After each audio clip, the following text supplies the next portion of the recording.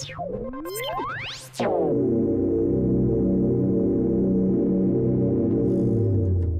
qui nous a intéressé, l'Institut d'Optique Graduate School, à venir ici, c'était cette opportunité d'aller dans ce bâtiment qui nous a été proposé par la région, où on allait intégrer finalement tous les acteurs de l'innovation dans un même endroit. Alors, quand je dis tous les acteurs de l'innovation, ça part de la formation, mais c'est aussi la recherche et puis des entreprises. Argolite, c'est une société qui produit des matériaux transparents, des verres spéciaux, qui les modifie avec des techniques optiques, des lasers, pour des applications précises. Donc le produit, c'est un support qui est en titane, de la taille d'une lame de microscope standard. Dans ce support en titane, nous avons un éclat de verre qui est serti. Et dans ce verre, on va générer des motifs fluorescents. Ce sont ces motifs qui vont permettre de d'étalonner et de suivre les outils en fluorescence.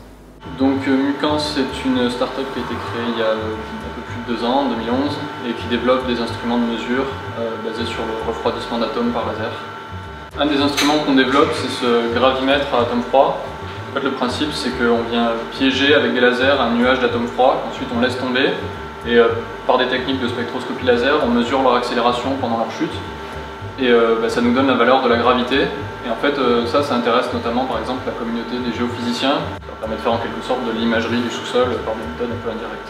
Alphanov est le centre technologique du pôle de compétitivité route des lasers.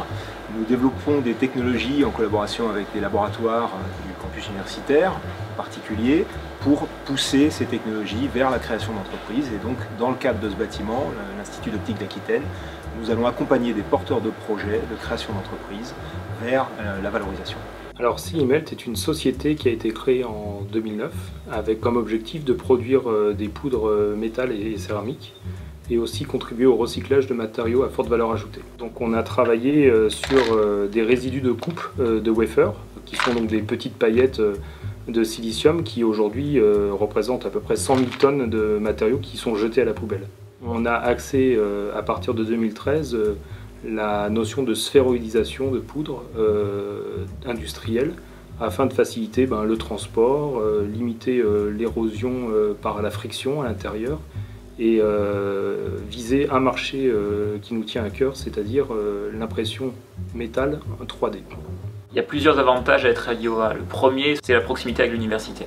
Dans le bâtiment, on a la route des lasers, qui est un des pôles de compétitivité auxquels on est adhérent. Et il y a le CRT Alphanov, dont on pense qu'ils vont probablement s'intéresser fortement dans les années à venir à l'impression 3D. Et donc ça nous intéresse d'être à proximité pour travailler ensemble. Pour faire des activités comme celles qu'on fait, qui sont assez pointues, il nous faut des infrastructures spéciales. Ici à l'IOA, on trouve en fait ces structures, donc souvent dans les étages, qui sont à notre disposition. Donc à la place d'avoir à installer nous-mêmes ce genre de dispositif, ici on pouvait les louer. On s'est installé à l'IOA parce qu'on collabore, donc on est une start-up assez jeune, de haute technologie, et on a beaucoup d'interactions à la fois avec le laboratoire de recherche, le LP2N. On bénéficie aussi du soutien d'Alphanov, qui nous aide beaucoup sur la partie industrialisation de nos systèmes laser. On bénéficie à la fois de leurs moyens et de leur savoir-faire sur des parties que nous on ne maîtrise pas spécifiquement.